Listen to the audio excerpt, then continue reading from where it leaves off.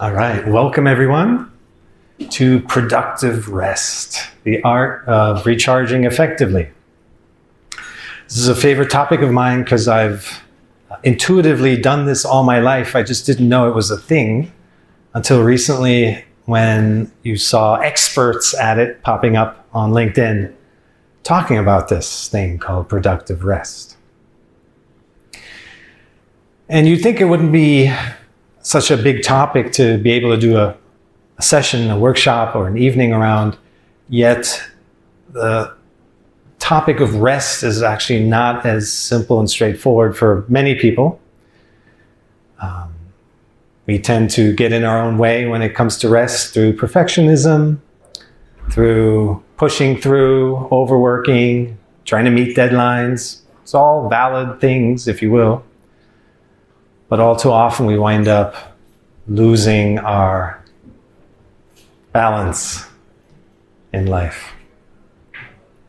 So we're going to talk about how to not just maintain balance, but to be productive while we're resting, hence the word productive rest. And the trick really is not to think of rest as downtime, not to think of rest as doing nothing. That's where the resistance comes in. That's when we stop allowing ourselves to rest because we think we're not being productive, we're not being effective.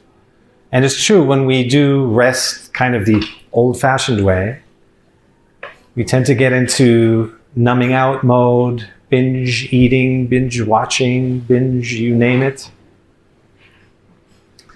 And we just do nothing and lay around on the sofa. And even just by that description, you can get a sense for how that doesn't feel right? If you've lived your day doing things a certain way, and now you have to just go into a coma mode, something's not right. So I really stumbled upon this productive rest idea by having a list of interests that I like to make room for. And then when something falls away, I just switch to the next thing without missing a beat. That of course requires that you have interests, multiple interests that you are aware of and that you're nurturing. But that is the key to productive rest, is to know what things do you enjoy doing. So that when one thing ends, either because you're tired or fatigued or it's time to clock out, that you actually have something else to look forward to. And this looking forward to is a key element to keep you going. It's a key element to keep the flow going, but it's also a key element to keep you coming back to what you were doing previously when you're rested up. And that just because it's time to switch your attention to something else doesn't mean you're not continuing your productivity. So there are different parts of us that do different things. You can call it the left brain, which is more logical, organizational, practical in essence, or the right brain, which is more creative, more passion-driven. You can talk about the physical, our physical needs, exercise, movement. You can talk about our emotional needs. You can be having a conversation so we can feel seen and heard with somebody that we love or respect. We can talk our spiritual needs of meditating and going within. So we have many different interests, every single one of us. These are universal elements, ingredients, if you will, and that we all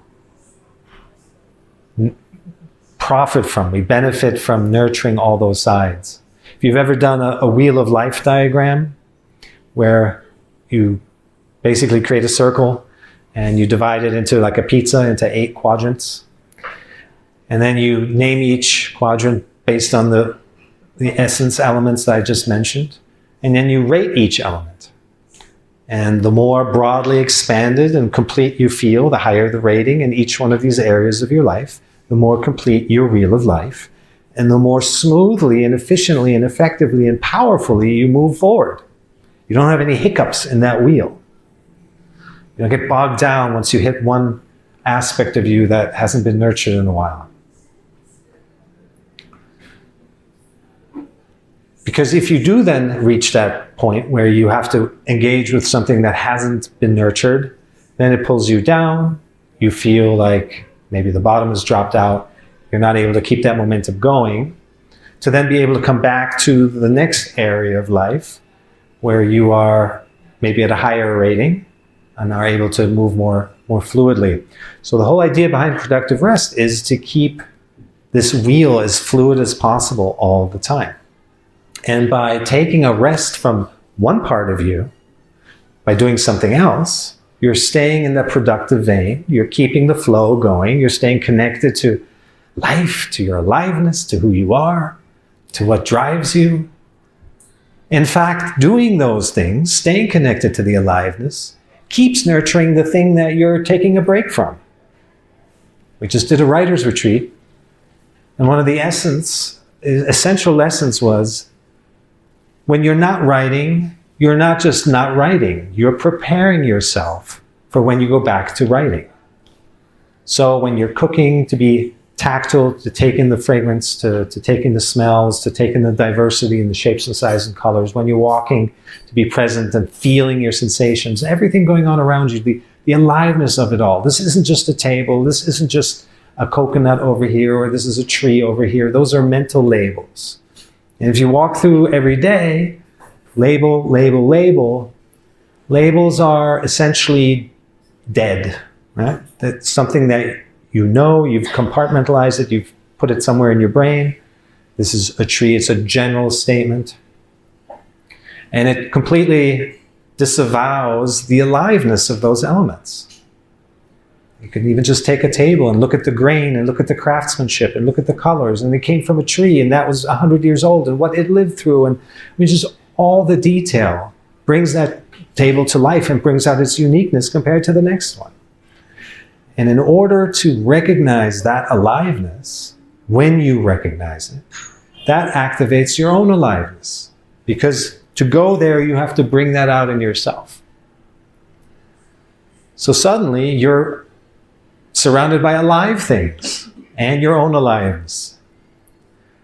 And you keep that aspect going through all your different activities throughout the day. Then you're nurturing all the different parts of you that maybe you're not actively doing at the moment. You're taking a break, resting, but you're doing these other things that maintain the flow, maintain the aliveness, maintain your desire, the flow of inspiration. And the inspiration from one thing will spill over into all the other things. To take the writing course as an example again, you don't just write from memory or from trying to make things up or from forcing things. You're inspired by life, everything around you, the life that you've lived, which is unique to anyone else's life. And so to embrace everything you've done as fuel for your creativity, fuel for your aliveness, is a big part of, well, maintaining and feeling like you're alive, loving life. To take the opposite end of things, when you feel bogged down, when you feel blocked, and you're stuck and you feel bored, these are all symptoms that, well, primarily you're in your head, where the labels live, the definitions live, and now you're working with dead things again.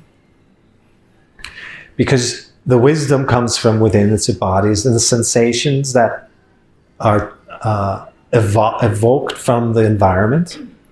And when you stay connected to those, then you feel your own aliveness all the time. It's very simple. We're not talking about some revolutionary new concept here. It's feeling your feelings fully.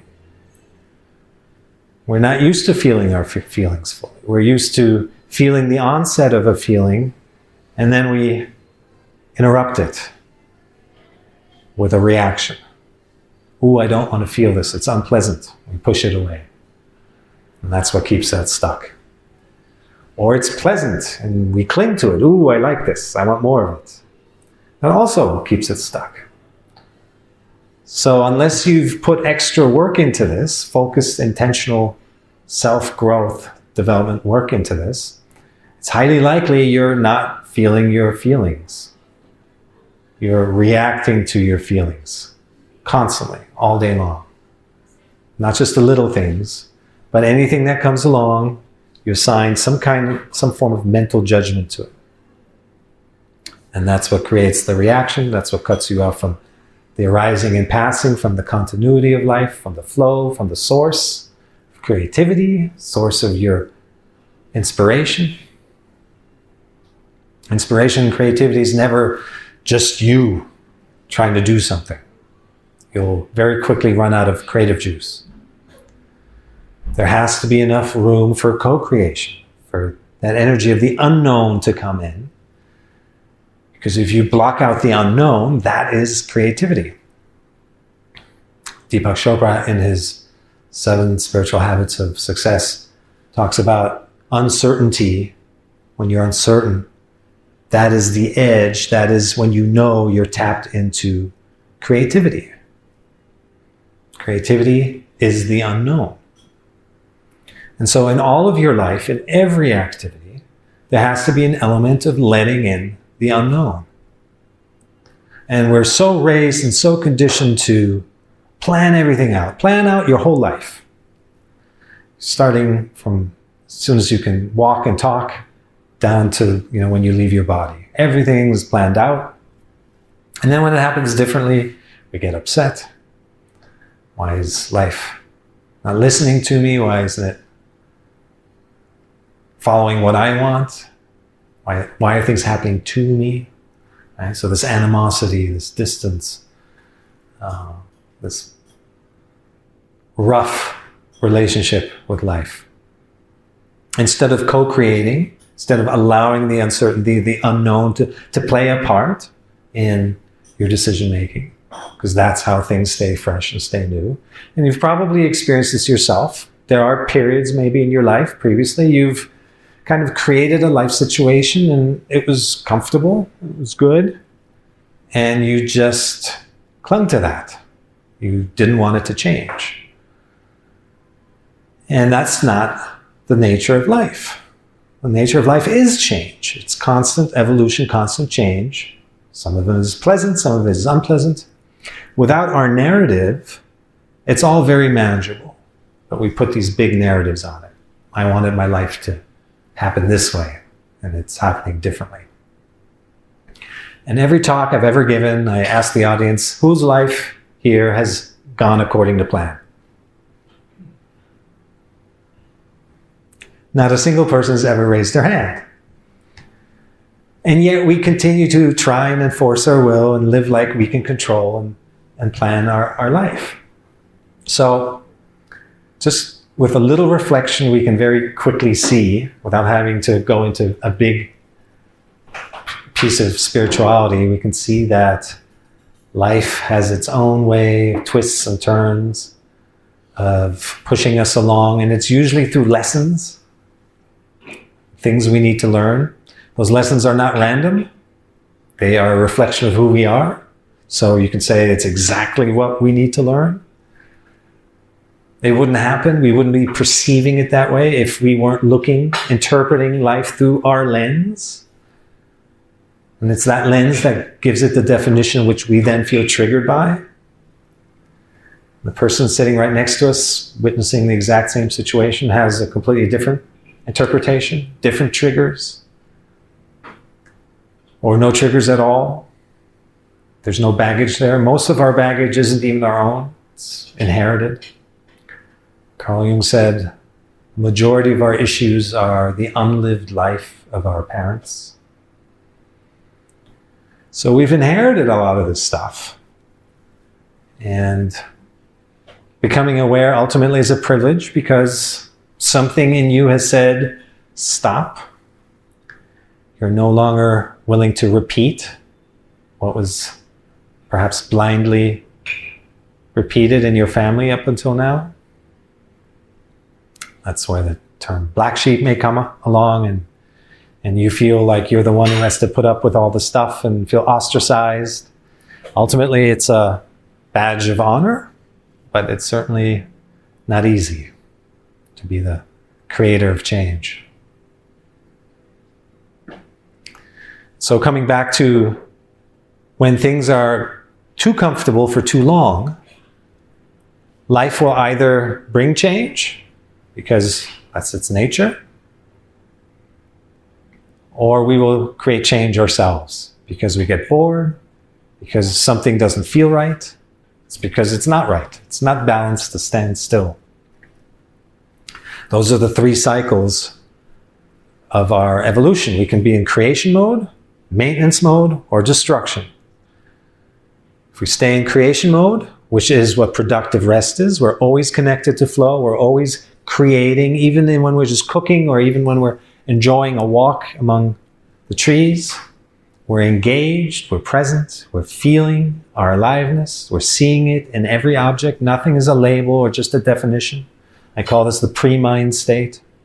As soon as you're in your mind, you don't see the aliveness anymore. You just see things based on your labels and definitions.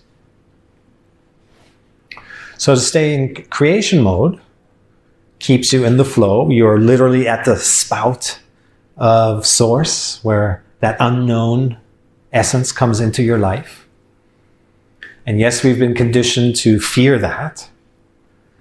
Fear the unknown. We should have a plan, 1-year plan, 2-year, 5-year, 10-year, plan our whole life out. Every year that comes along with every birthday, you suddenly have this download of all the things, where you should be, how much you would be making, and what your life should look like, all this stuff. Where does that come from? It's all conditioning. But without awareness, we hold ourselves to it. We think that's who we should be at that time, and we get down on ourselves when we're not. So to stay in creation mode, to be on the bleeding edge of your own evolution, that's how you stay out of maintenance mode, where you're just clinging to things. And when you're clinging to things, that's ultimately what invites the destruction, the change, either by life itself or by yourself. Sometimes we see people who are very fortunate in life in terms of their circumstance, material, background, and they really struggle. They struggle to make anything of that. It's because it's too comfortable. And those that actually do something with that, they get advanced degrees, they become philanthropic, they have projects. They're in a much better place from a emotional, spiritual, mental, physical health perspective. So we have to keep doing. This is what we're here for. We're not meant to just do nothing, ever. This idea that I too once had of retiring to a tropical island and doing nothing doesn't work. It's not what you actually want.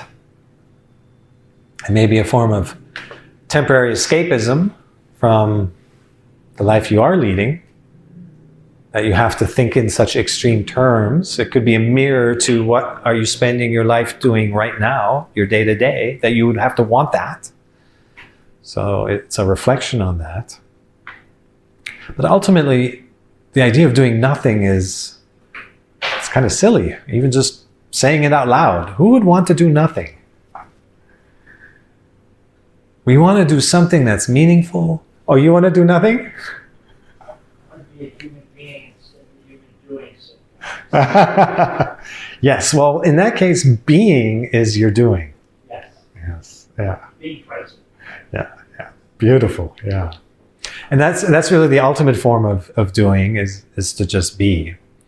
And then you invite so much abundance, so much prosperity, so much productivity that you can't run away from it. You don't have enough time, physical energy to deal with all that. Because you're not putting up any restrictions, any limits by just being. You will absorb, your life has given you tools, has given you experiences, has given you learnings and lessons that you have that energy field that is now going to attract others to you that you can be of service to. And so there are no limiting beliefs left when you're just being. Every belief ultimately is a limiting belief. There's everything that's possible, and then we just believe this guy and this little sliver here and this idea and this concept and this little system, belief system. And then we try to find ourselves in these slivers, and we can't, and we get frustrated. It's This is why personal development is often called the great unlearning. You're letting go of all these things that restrict us, these beliefs. A lot of it is just from growing up. A lot of it is inherent to us as humans, is that there's something in everyone that makes you initially feel like you're not good enough. And the story of Adam and Eve is a great example of that, where they have everything, they're just being in paradise and having all the abundance of source and the connectivity, and then they eat a fruit from the tree of knowledge and suddenly they're in their head, believing their thoughts, thinking they know better, and that's metaphorically the expulsion from paradise. Now they have to deal with this world of limiting beliefs. And so the journey really is to come back to allowing, back to being open, beginner's mind, to surrender. So it's not just accepting what is happening, seeing things as they are. That's already a huge step. But there's still a process there that you have to get to the point of acceptance. Surrender is even greater in that you're already in a state of acceptance when things show up. You are allowing things to be as they are without ever interpreting them differently to begin with. Now you're in the state of total receiving mode. Now you have all these ideas, this co-creation. This is when you need to have a conversation with the ideas, because there's just so many of them, and evaluate, is this the right time? Is this the right setting? Do I have the resources? I'm already doing something else. Whatever it may be, you actually have a conversation with the source of creativity if you're the right recipient at this time, because you are such a great antenna. And so that's what happens in productive rest, is that we tune ourselves to this ongoing flow. And a large part of that is just understanding yourself. If you do private coaching, if you're a manager in a company and you're dealing with finance team, you're dealing with creatives, you're dealing with management and upper management, you're dealing with marketing, and don't do 3 finance meetings back to back. It will wear you out. Instead, schedule, because you're in meetings all day, you have control of that. Schedule a creative meeting, schedule a finance meeting, schedule a boss meeting. These are things that you can control so that you're not being hammered in one way. That back to back to back session will kill your day. And that's when you go home and you wind up so exhausted that you just want to numb out. So look at your day intelligently. Space it out in such a way that different parts of you are getting nourished. And while you're taking a break from one piece, you're working on another part that's also moving you forward, still nourishing you. And that flow, that creativity in that part is also nourishing the other meeting, the other skills, the other capabilities when you come back to them. So you just stay in this creative, amazing flow. And again, I only noticed this because I've been such a creator all my life. I intuitively did these things with all my passions, that if I'm taking a rest from writing, I switch to video editing. If I'm taking a break from video editing, I go play tennis. If I'm taking a break from physical tennis, I meditate. When I'm taking a break from meditation, I go for a walk. If I'm taking a break from that, it keeps going. Each one of these parts, and a lot of these are just very simple, nurture your whole being. And then you come back and to the initial activity, and you're just as fresh. You're actually nourished and inspired. Again, you've been doing preparation work away from the skill A, doing skill B, C, D, other activities that when you come back to the beginning, you're just still in the flow. Occasionally, yes, you do need a day of doing nothing. And then maybe that's doing nothing with such intention that it's nurturing again. So more intention, more knowing yourself, more. Joseph Campbell called this follow your bliss, where you are connected to the things you do. And there's connection to be found in everything. Not every activity all day long is one that initially at the surface aligns with your greatest passions. But there's aliveness in all of it. And so even when you have same clients come in week after week and they're boring you to death and you have to manage the situation, you can find the same amazement that this situation is happening as you could when you're looking down from the mountaintop. The miracle of everything's existence, the aliveness of it, is to be found in the hyper moment. It's there. It doesn't matter who's there, who's saying what they're saying, and it's not even about you. It's just the fact that it's happening is incredible. And this requires awareness, and more specifically, meta-awareness. So you're aware that you're aware. Then you can stay in that space all the time. That this is happening. It's just amazing. Standing in line at the supermarket, all these people, they have stories, they have backgrounds, they wound up here, and you're sharing this moment. And look at what they're buying, or how they're dressed. And look at the conversations they're having. The best thing you could do is have a conversation with a stranger. And you'll quickly, if you had any judgment about them, you'll quickly realize everyone has a story. Just amazing stories. I wish I could just stand on the road and rush hour traffic and pull over every car and ask them, what are you doing? Where are you going? What made you show up right here, right now? And just to learn about all these stories, that would be amazing.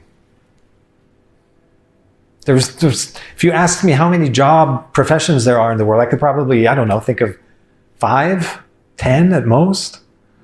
Policeman, astronaut, doctor, I don't know. Sorry, I'm already running thin. Yet there's so many specialties and so many. I did Airbnb for a while, and that was the most exciting part, is to learn the stories of the people that stayed. Everything from supermodels to Save the Elephants, a founder guy, to the world's most renowned hand surgeon. I mean, just incredible things. So those journeys are in every single person. And if you want to tap into the unknown, just speak to a stranger. That's where you have the least judgment. That's where you have the least, because you don't know them yet. So you're open and you're more in receiving mode. And you'll see very quickly how it becomes like a positive experience. People are so starved for connection. Just having somebody walk up and start a conversation is already a healing act. I lived in California for 27 years, and it's probably one of the most open places where strangers can just start talking and celebrating each other, just meeting each other on the street or at the coffee shop. But I'd have people, my friends from all over the world, come visit, and they were always confused. They thought I had a million friends. Until it dawned on me one day that, why do they keep thinking that all these people are my friends? It's because this human connection, this openness, this friendliness isn't common. In many parts of the world, you're shut down and there's distance. There's even research on this.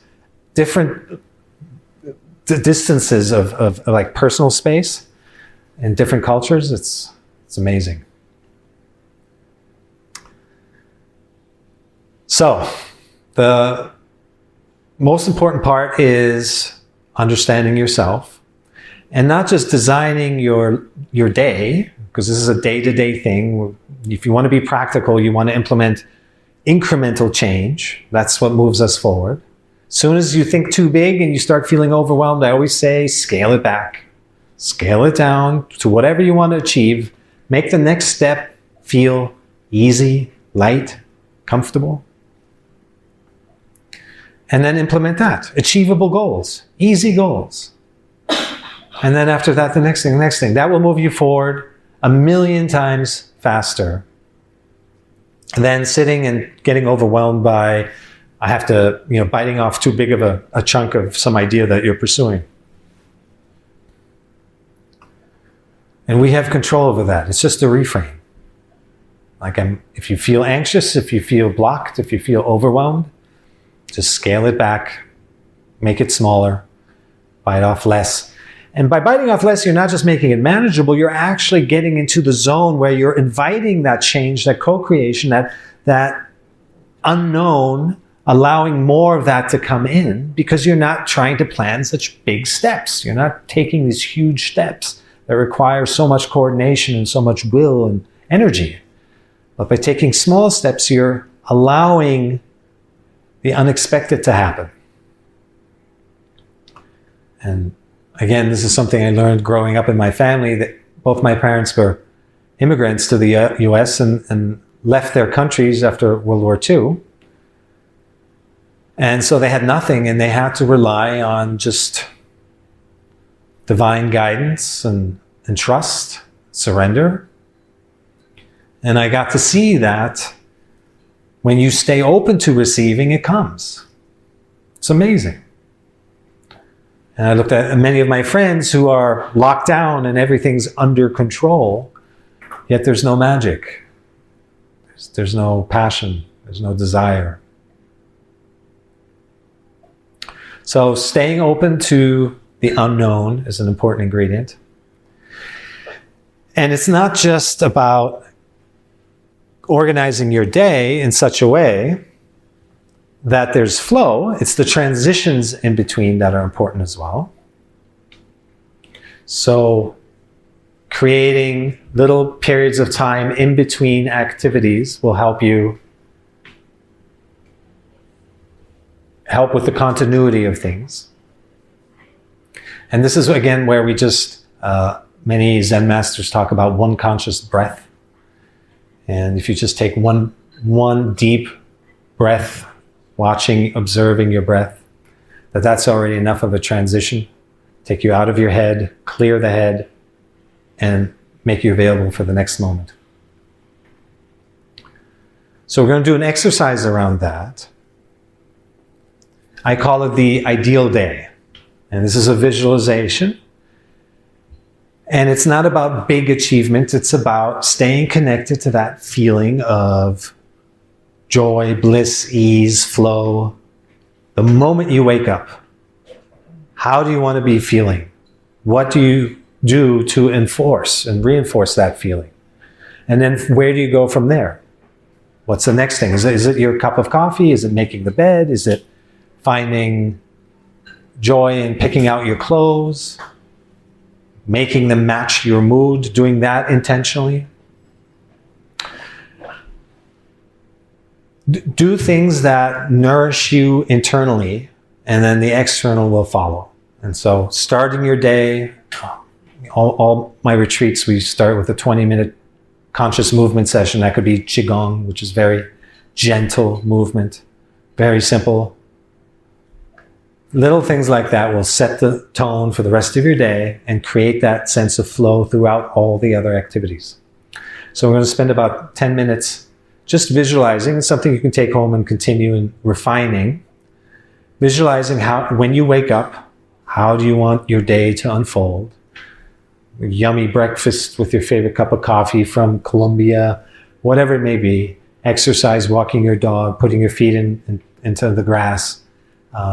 Just start the day with things that bring you that joy and that ease and that flow, and then continue that. This is a feeling exercise.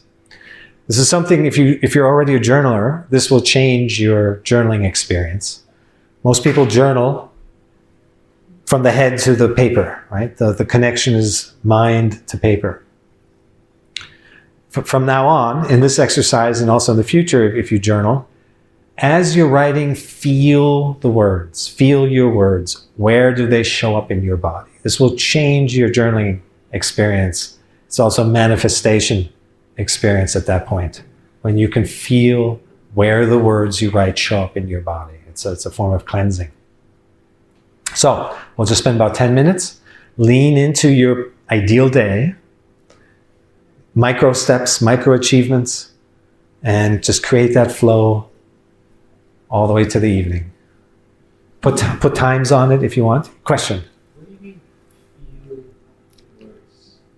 Give an example. So you can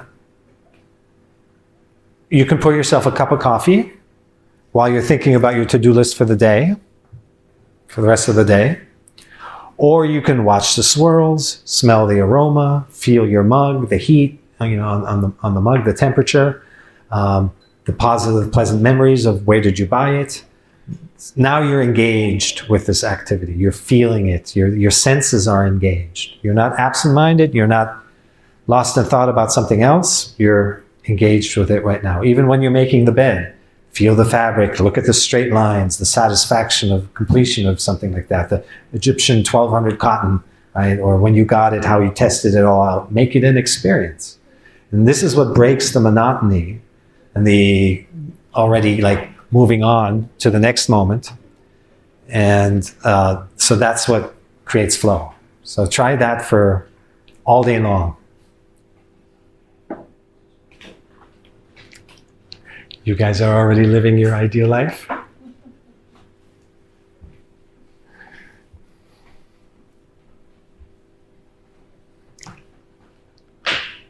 Love that fan.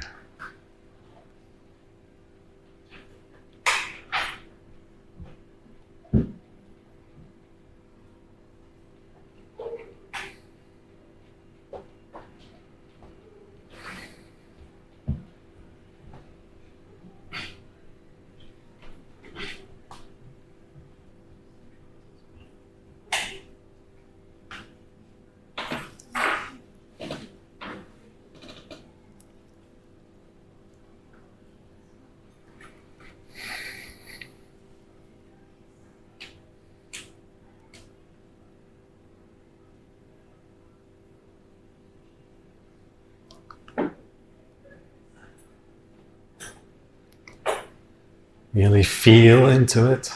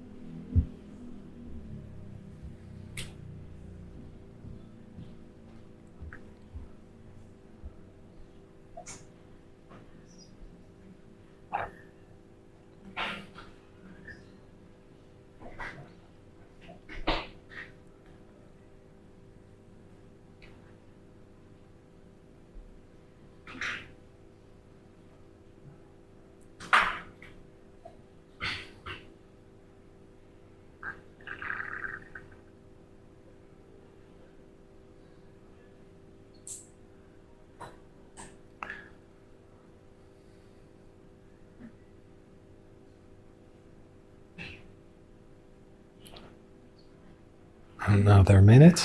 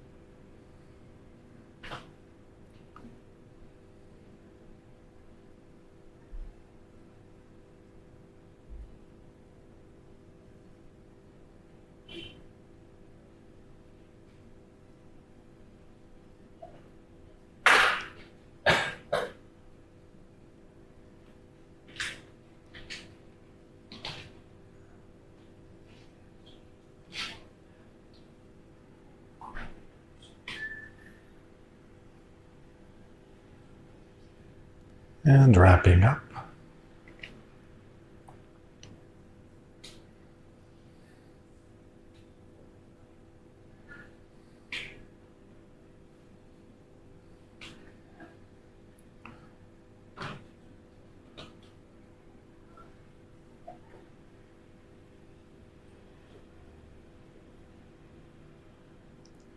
Someone at a recent talk asked how to tell the difference between when you're working in the flow and when you start overworking.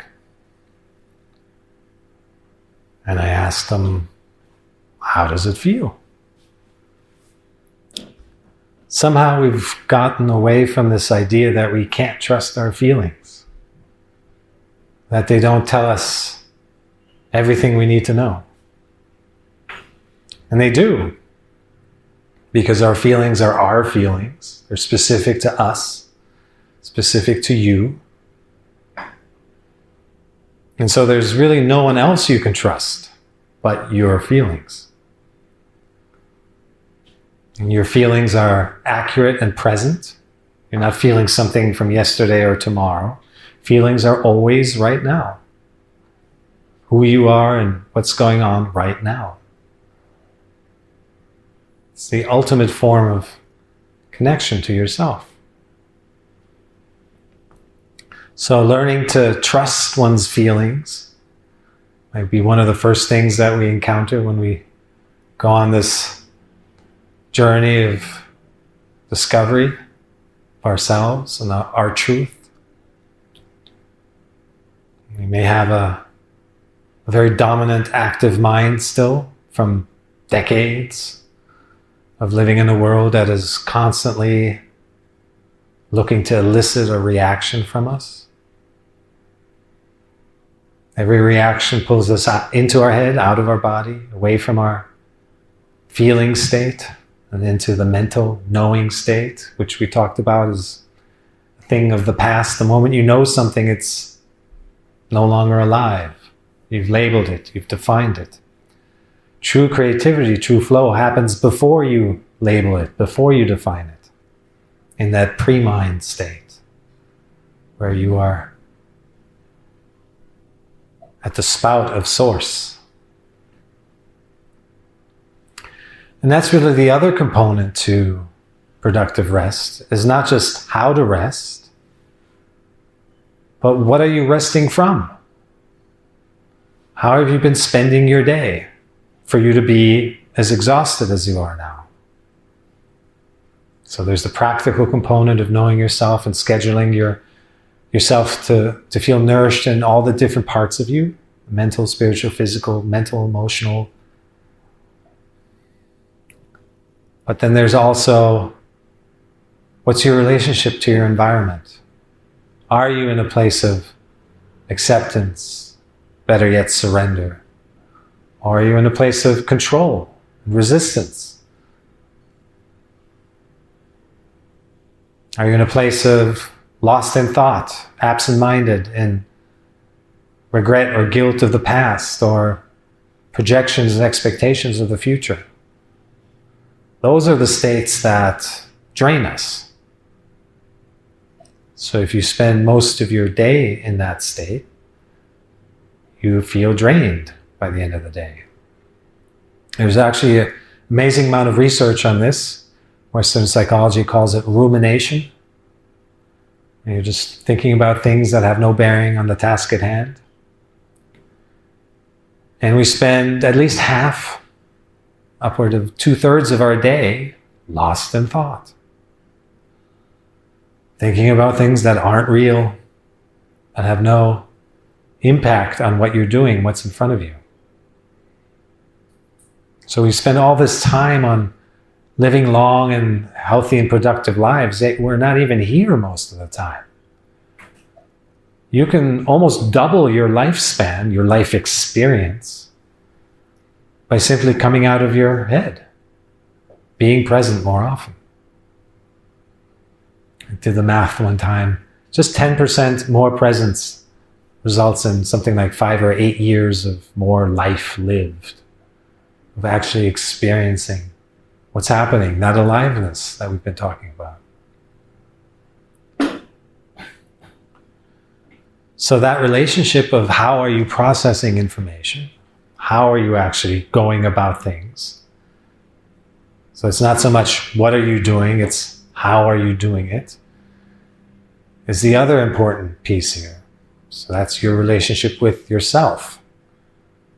Are you caught in judgment, self-criticism, feelings of I'm not good enough, regret?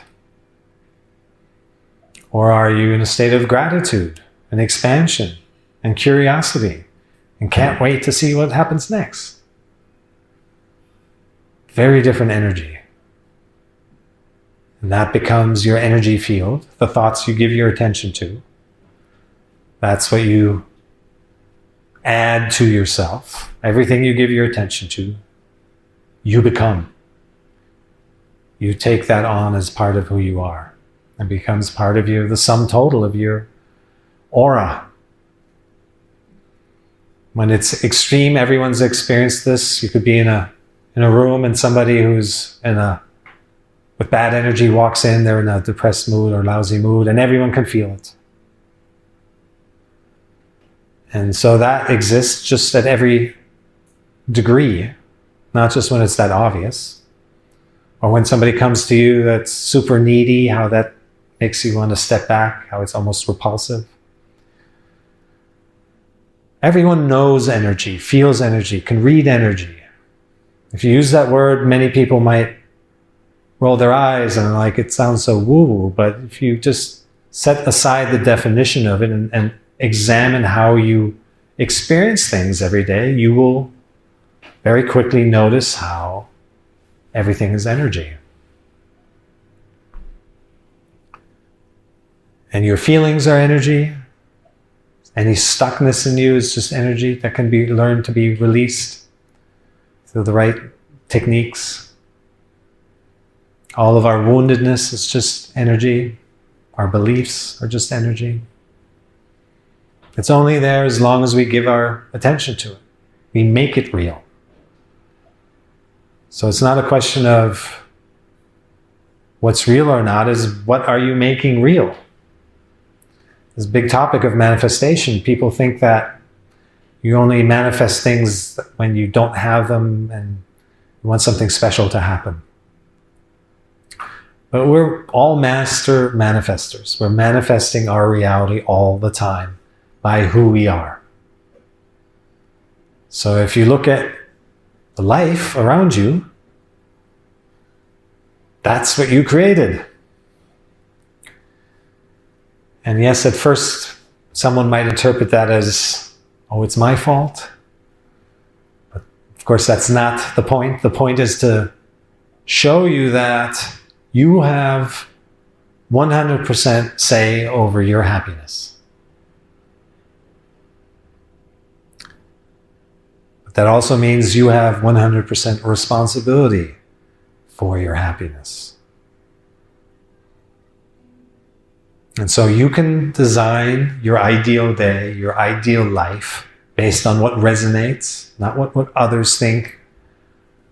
Living towards someone else's truth or expectations, you'll very quickly feel how that doesn't resonate.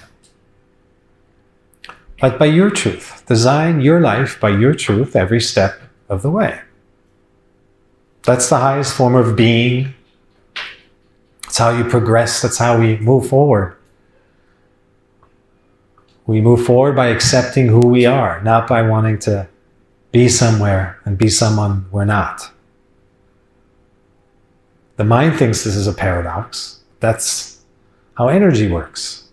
If you push against it, what you resist persists.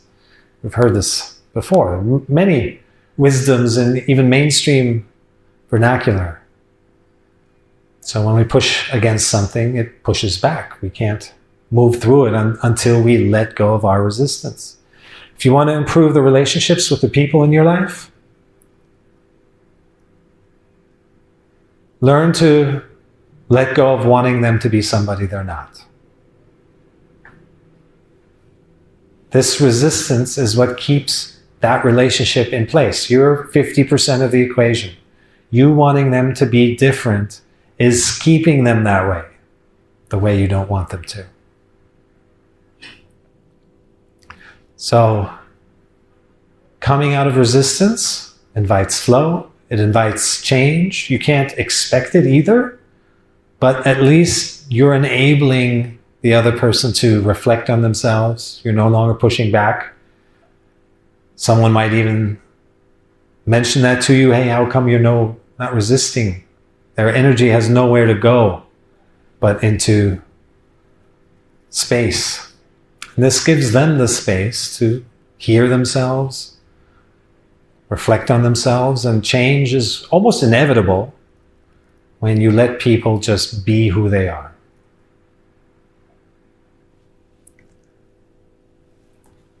I learned this firsthand in my own family. I went away for some years to work on myself, and when I came back, I had this amazing family. I didn't understand what had changed. They're exactly who I wanted them to be. I had changed. I was no longer enforcing some view, some projection, some perspective onto them and comparing them to that. But I had pulled back the part that I control, my judgment. And from that comes the art of allowing, the art of actually facilitating. If you want to add to this, it's not just allowing them to be who they are, but recognize the experience they're seeking to have. Now you can actually contribute to their growth, and you're completely keeping yourself out of this. You're not injecting your own interpretations or needs or judgments. You're seeing the experience they're seeking to have and facilitating that, supporting that. Now you're in a state of co-creation, true co-creation with the moment of unfolding, of life happening. And life is really, it'll accept you at every frequency, at every degree of acceptance that you can muster. But it particularly rejoices when a human shows up that is so in acceptance and surrender that they're free to allow the natural unfolding, the divine unfolding, and be able to facilitate that, to be part of that experience, is probably the highest form of being that we can experience as long as we're in our bodies. And to get there, of course, it requires, again, awareness of oneself, awareness of being aware. It requires engaging with the world. Yes, you can contribute your frequency by just sitting on a mountaintop and meditating all day long. That's also a way to contribute. But for most people, it's engaging with life, engaging with others. Because it's in the engagement that you notice what resonates and what doesn't. You still have your own unique blueprint, which is a miracle in and of itself. Out of billions and trillions of creatures over time, that the powers of creation took the time to instill every one of us with their own truth, their own blueprint, their own journey. It's amazing. Our biggest issue should be so much awe of what is happening here. Our biggest problem should be too much creativity to absorb, because we're still in our bodies and we need food and sleep and rest sometimes. And not being stuck, not feeling bored, not feeling like there isn't enough for everyone, scarcity consciousness, victim mindset, life is happening to me instead of for me, or possibly even through me. Many different ways to experience ourselves in this three-dimensional space. And it's all within our grasp, what we make of it. Doesn't mean we should quit our jobs and leave a city and move somewhere else if we're seeking change. It's more about doing the things we're already doing with more intention, with more awareness, so that you can actually feel your truth. You might be a fantastic leader or a manager in your company, but your own dread and imposter syndrome or fear from feeling like you're not good enough because it wasn't instilled in you growing up is blocking you from applying yourself in this super effective, humanly beneficial way. We've got to get our own junk out of the way first to see what our true purpose is.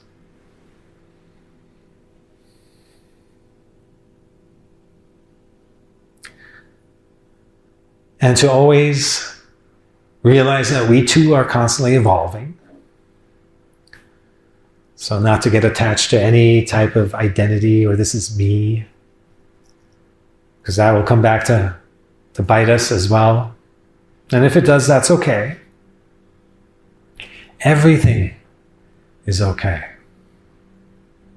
It happens because of you. You are the reason. You've heard this everything happens for a reason thing. Well, that reason is you. You're the mirror.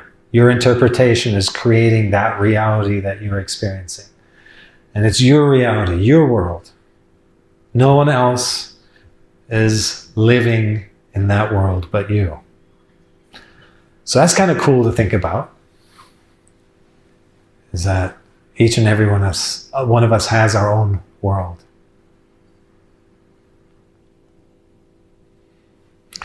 So the two parts. One is to organize your day, do the things that you do in a way that you stay connected to the aliveness, to the flow, to nurturing different parts of you. So when you're resting, you're not just taking a break from one thing. You're doing something else that feeds you. Feeds your body, feeds your mind, feeds your heart, your spirit, your soul. It's all around us, the aliveness. You don't even have to go into nature. That's what makes it easy. Just go amongst trees or play with a pet. But you can see that aliveness in anything. Everything is vibrating molecules. No two things are the same. Everything has energy. Find a way to connect to the energy through the detail. If you've been with a partner for a long time, and they kind of become a little monotonous, or an artwork that you bought, you were so excited about when you got it, now you walk right past it. Go back and notice the detail. Noticing the detail will snap you out of the mental snapshot. And it'll bring back the aliveness, because everyone changes. Your partner changes all the time. They're a different person. We shed our skin, our entire skin, every 14 days. All of our cells replenish every so often. Constant change. And that's a beautiful thing. It's only a problem when we're conditioned in our heads thinking we have to hold on to everything and make it stop, make it stand still, so that we can be happy. As if there's some permanent state where life stops moving. And so we've been conditioned to chase outcomes and seek our happiness, and most of us do that a few times, and we realize that happiness, if we even achieve it, is only temporary. And that's fine. Nothing to be said against goals and outcomes and achieving things. But recognizing that it only leads to temporary happiness. The permanent happiness, the only thing that's permanent, is your awareness. That is your essence. That is who you are. You're not your body, your title, your name, where you live, and all those things. That's not you. Your awareness of all those things. So learning to live life more from that awareness, and designing a life around promoting and bringing out that awareness through productive rest throughout your day, on one side, the practical planning side of things. But on the other side, your relationship with how you do things to begin with. Are you in reactivity most of the time? Are you lost in thought most of the time? Or are you in acceptance most of the time? Are you present most of the time? Vastly different life experiences. The way your body responds to the aliveness that you can find in every object, even inanimate things. It brings about health and lightness and joy. I always say your job is not to make you happy. Your job is to not make yourself unhappy.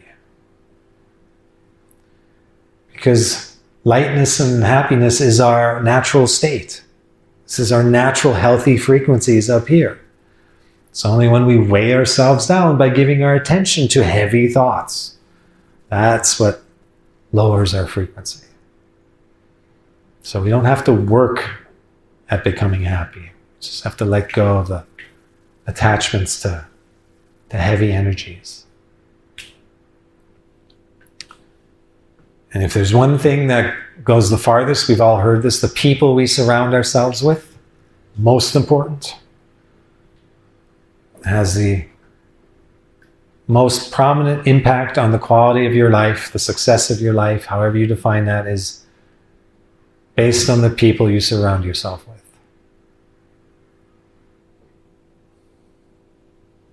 So make sure it's equal or elevating, and become very vigilant, uncompromising in that. Your life depends on it.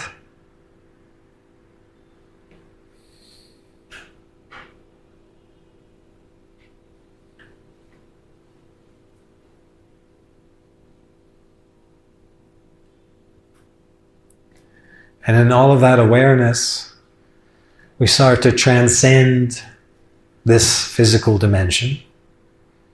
Something that if we don't do it, we get a rude awakening one day. When it's time to go, we haven't thought about it or meditated on it or done any work on it. But why wait for that rude surprise? Which is actually very important. Anyone who's lost a loved one can relate to the fact that the energy they leave us with is the most important contribution to our lives. So to leave in a state of resistance and antagonism, and have that energy around you in your passing, leaves behind a pretty bad taste. But to leave behind acceptance and gratitude and a sense of transcendence, that is the greatest gift to those who remain here.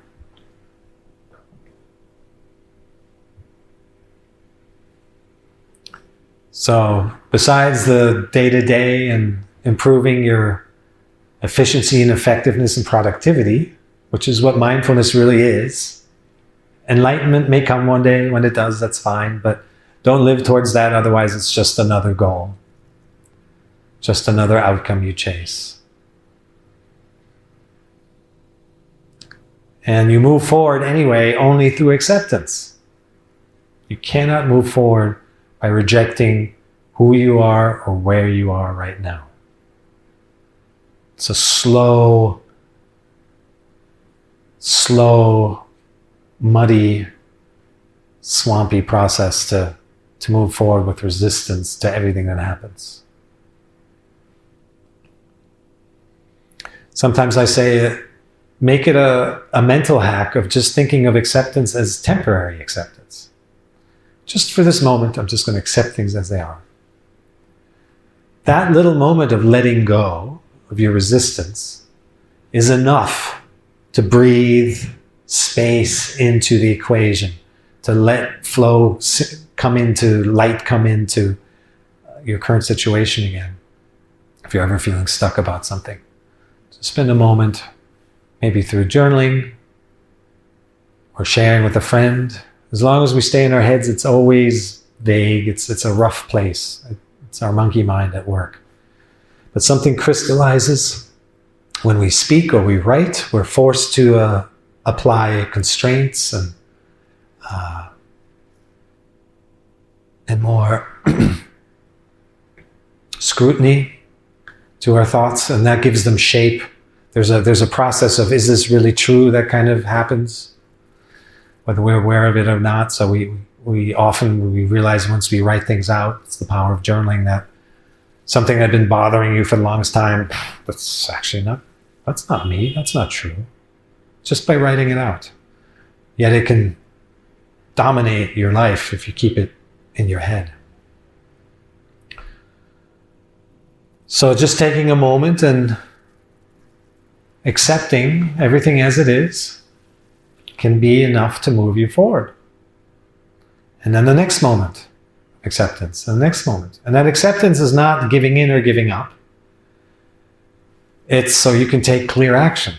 Because when you're accepting, you're not reacting.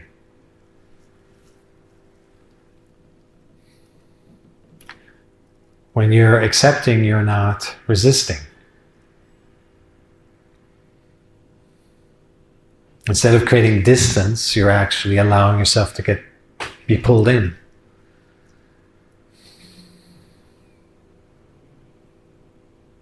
So look at those two as takeaways, looking at those two halves of the equation here, of the coin. One is the practical aspect of how to map out your day with all your activities. We did that exercise. You can continue at home. And just create this beautiful flow, micro flow. Change happens incrementally in degrees. So keep the connection in whatever you do. The smallest, minutest, most unimportant seeming thing. And find the aliveness in that. And that will inform the next moment. Your best predictor, if there is one, of the next moment is how you feel in this moment. That's what is inherited. It's much harder to feel crummy and full of judgment and blocked and try to then create flow from there. That's when you just numb out and with binge eating and binge drinking, and then you come back to your activity and your craft, and then you have a hard time starting up again. It's because you've been in the pits. But when you've been flowing in other areas of your life, you just flow right back. That applies to everything, your workday, your professional life, your personal relationships. And then, of course, there's the mindful side of your self-development, your relationship primarily towards your thoughts. Is there enough gap between you, your awareness, and your thoughts? Do you have the choice when thoughts arise of engaging with them or not? Or do you just believe every thought that comes along? If you believe every thought, you just glom onto it without questioning it, then your life is a roller coaster experience. And it's not just extremes, ups and downs, but you're so pulled into the minutia that even the smallest thing becomes drama. But if you have a gap, if you're able to observe your stream of thinking, stream of thoughts, and say, well, this is a thought that benefits me, that resonates. I'm going to take that on. I'm going to act on that. I'm going to engage with that. And this other thought, that's not good for me. I'm going to let that one go. That will change your life. Because you're no longer at the mercy of your environment dictating how you feel. Thoughts, pleasant thoughts come along, unpleasant thoughts come along. Where they stem from doesn't matter. They do get less once you become more selective, once you have that choice. Because thoughts that you attach yourself to tend to invite more thoughts of the same nature, little baby thoughts that arise in their wake. But overall, thoughts will come and go. It's just your relationship to them. So that's the other half of productive rest, is can you do what you're doing just with more intention, with more presence, with more acceptance. Accepting what's in front of you. It's really not complicated. Instead of bringing in the past, baggage, bringing in the future, expectations, you're just looking at what is in front of you right now. These are the elements. This is my sandbox, my playground. And now what can I make of these ingredients? Nothing in there is made up. Nothing is fake. It's all real. This is the aliveness. This is the realm, the window of the unfolding. And learning to work with that, you can see the simplicity of it. Life is very simple when we just engage with what's there.